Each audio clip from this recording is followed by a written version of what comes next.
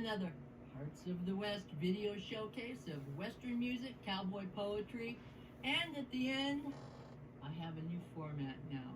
I ask the performers 2 questions, and they answer those questions for me. It is an option. They all don't have to do it, but when they do, it's great, and they send me a video of it. So I'm always very appreciative of that. Now, let me tell you that this showcase has been running since June, and I am very fortunate to have so many friends that oblige me and come on this video showcase so that we all have a little memory to keep forever. And I post on all 3 social medias, Instagram, Facebook, and YouTube. So it's always there for you to enjoy. And I post a new video every Tuesday. And if you can't catch it on Tuesday, you can catch it on Wednesday or any time the rest of the week, or even down the road past then. It's on my Hearts of the West group page. So today, now I usually start off with one of my own poems, but I'm going to recite a poem by a very good poet. Her name is Susan O'Connell, and she lives in Southern California, and she is an award-winning cowboy poet, and she's lived down there for about 50 years, and she contributes to the local community theater, and she also goes on stage and recites when she gets a chance to. Now, the title of this poem is Victorian Ladies by Susan O'Connell. Victorian ladies wore layers of clothes as the fashions of the day dictated, for to wear any less was a scandal, you see, as the history books so clearly stated. So I offer my friends this unerring account from the days when Victoria was queen, as we see how a lady attired herself in this daily but lengthy routine. First on were the bloomers for modesty's sake, then a chemise to cover the breast. Next came the corset to cinch in the waist. The hourglass figure was best. Now add a petticoat, perhaps even 3, all trimmed with satin and lace. Then cover the corset with the silk camisole and a 4th petticoat, just in case. High button boots must be polished and neat. No struts or worn heels were permitted. Lacy garters to hold up the stocking were next, but you see, we're only halfway outfitted. Using irons that singe and hairpins that pinch, her long curls must be carefully dressed. But to create the right look, these elaborate styles required 2 hours at the best. Next, a bustle is tied to the back of the waist. The silhouette adds such a flair. Then a skirt and a blouse or a dress goes on. Next, be careful, don't mess up the hair. Now dozens of buttons from collar to waist must be modestly fastened up tight. And jewelry, a hanky, a dab of perfume, and her costume is just about right. Next, a hat must securely be pinned on her head, and a cape to help keep her warm, and gloves reticulo as she's ready to go. She's the picture of Victorian charm. With all that it takes to get herself dressed, a lady follows the customs, no doubt. But this daily ordeal from bloomers to hat leaves her much too fatigued to go out. Right? That was a good one, Susan. I always enjoy reciting your poems for my audience. And now we're going to get on with the showcase. I hope you enjoy it. And see you here next Tuesday, folks, for another video showcase of Hearts of the West. See ya.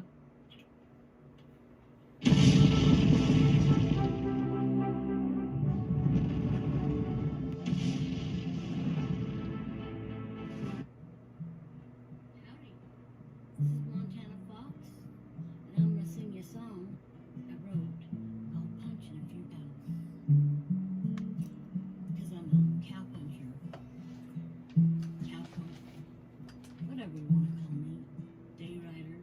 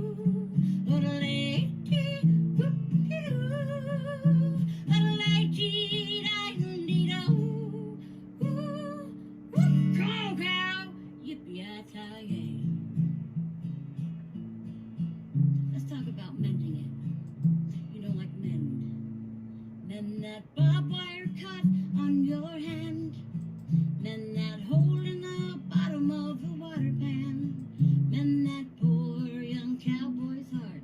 Last night I heard he was dealt a pretty bad hand. The moon is slowly rising and the stars are close behind. Listen to the coyotes, whoop whoop whoop whoop whoop whoop whoop. Hear that rumbling, that slow steady hum. It's the cattle moving down south. Tonight's like any other night, just punching a few cows. Look all around us, we're surrounded by sweet sage. Listen to the coyotes, whoop whoop whoop whoop whoop whoop whoop. Hear that rumbling, that slow steady hum. It's the cattle moving down south. Today's like any other day, just punching a few cows. Thanks, y'all. Oh, let me answer a couple questions. My favorite line from a movie is, "Skin that smoke wagon." And are you just gonna stand there and bleed? I just like it. And then, when did I know I was gonna do cowboy music? I believe it was when I was born. Yep, it was when I was born. I used to climb up, they say, crawl on milk crates and try to sing. And when I was 2, I remember screaming in the middle of the night. I woke up, and my heart was just heaving. And my dad came in to hold me and said, "What's the matter?" I said, "Daddy, I want a pony, a black and white pony like Little Joe's." I was serious. I want to swing guns with Annie Oakley. And he goes, "Oh, that's just a dying breed, and you're never gonna." And I want to sing, and yodel. And my dad said, "You can never make money from that. It's just a bad dream, honey. Go to sleep." But I knew then. And it took me a while to get influenced by other people and other singers. And when you're born, just a couple things that you really know. Most people have just forgotten. Whatever you were pretending when you were in a sandbox or a mirror. I pretended I could sing. Doing this mirror, I pretended I could talk to animals, and now I whisper horses, problem horses. And I knew it was a cowboy already. So, anyways, Montana Foxx, thanks for listening to me. You guys have a nice rest of your day. Good evening. Ron Christopher here. Thank you, Casey LaCourse, for inviting me back to your fabulous showcase. Tonight, I'd like to do an original song from my first CD. The song is called Te Amare Siempre Mi Amor. And it's on my Silver Screen Heroes and Legends CD.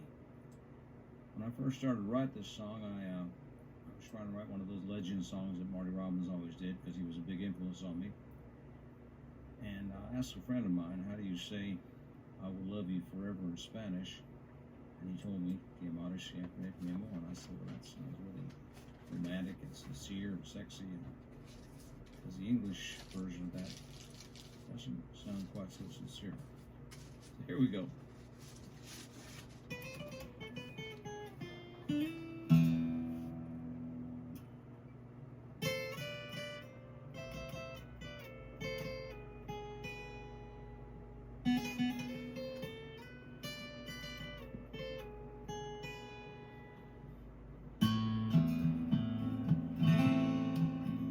He rode down in the night from the mountain on the trail that led to her door.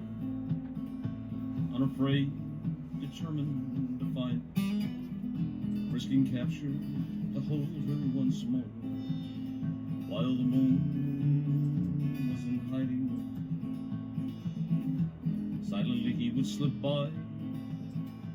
For a kiss he was riding, for her love he was willing to die. Through the courtyard of her hacienda he crept like a thief in the night. She knelt in prayer in the chapel, face lit by soft candlelight, her veil of black lace suddenly fell to the floor. She whispered as he kissed her face, "Ti amare sempre, mi amor." And she cried, "Mi amor, we must hurry. My father will soon have me wed to a man who loves only money and has placed a price on your head." Together they slipped past the sentry, saw the smoke rings he blew in the dark, down the hall where he had gained entry. Now only a dead man stood guard. The night wind blew warm on their faces. Somewhere a whippoorwill cried, onward spurring their horses. Into the night they did ride. By sunrise they reached the border. Only then did they see the riders led by her father along the Rio Grande. Hopelessly in desperation, they made a run for the town. One volley of fire from the rifles, the handsome outlaw was struck down. And she cried, "Mi amor, I'm so sorry. My love has cost you your life, but I'll join you now, you needn't worry. No man will make me his wife." Theirs was the love made in legend. Their story is told to this day, how the outlaw and young senorita haunt the banks of the Rio Grande. And the townspeople say, if you listen, you can hear her last words on the wind. And they tell of a strange apparition that at sunrise still can be seen. Their lives were tragically fated. Their love was doomed from the start. At the river, the riders had waited with a bullet that shattered his heart. At the end, she used his revolver. So sing the old troubadours. Holding him closely, she whispered, "Ti amare siempre, mi amor."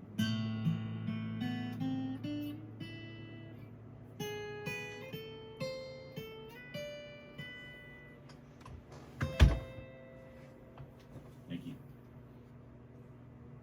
Good evening. A little bit of background here. Back in the 90s, I was pretty much washed up in the music business. My publishing contract had expired. Windows of opportunity were gone, and I was just burned out. So I packed it in, I stopped playing, and I stopped writing, and I just didn't do music for a while, for several years. And then about 2003, I wandered up into the Cowboy Poetry Gathering in Elko. And some friends of mine were playing there, a brand new group called New West. I'm sure you all know of them now, but they were just starting out then. And so I thought I'd go up and see what my friends were doing. I thought that maybe this cowboy poetry thing might be hokey. I had seen Waddy and Baxter Black on the Johnny Carson show several years earlier, so I knew a little bit about it, but I'd never seen one. I was so overwhelmed by the quality of musicianship, performance, and writing and artistry. I thought I really need to be part of this. Not because I wanted to be a star. I put all that behind me. I just wanted to do music again, but I didn't have a direction. And I was tired of playing the honky-tonk bars and being in a five-piece country band. It's fun when you're younger, but as you get older, that's just not a lifestyle anymore. So I told a friend I was there with that, you know, I've written a few songs like this, but I never used them anywhere. And he said, well, come over to this open mic and try them out. And I said, well, I haven't played in over 5 years. He said, let's go and play anyway. And so I did. And he said, well, you should write some more of this. So I did. And I was very much inspired by what I saw at that Cowboy Poetry Gathering. And that's how I got back into performing and writing Western music.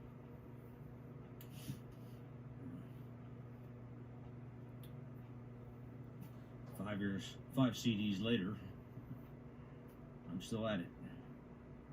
I'm going to start work on the 6th one pretty soon. The pandemic has kind of stalled me for a little while, but still got the material, and we'll get back to it. Speaking of movie quotes, there's a quote that I used in a song called Sonora. And the song is on my Outside the Fence CD. And the quote comes from a movie that I saw when I was a child called The Magnificent Seven. At the very end of the movie, Eli Wallach is dying. Yul Brynner has killed him, shot him, and he's dying. And he says to Yul Brynner in that Mexican bandit voice, like, a man like you, in a place like this, why? And I always remembered that line. It stuck with me over 40 years. And I finally put it into a song. And if you look up Sonora, you'll find a reference to it in there. Anyway, I want to thank you for listening to Casey, of course, Hearts of the West Showcase. I want to thank Casey for allowing me to be on it. It's a real pleasure and a real privilege. Thank you. Have a good night.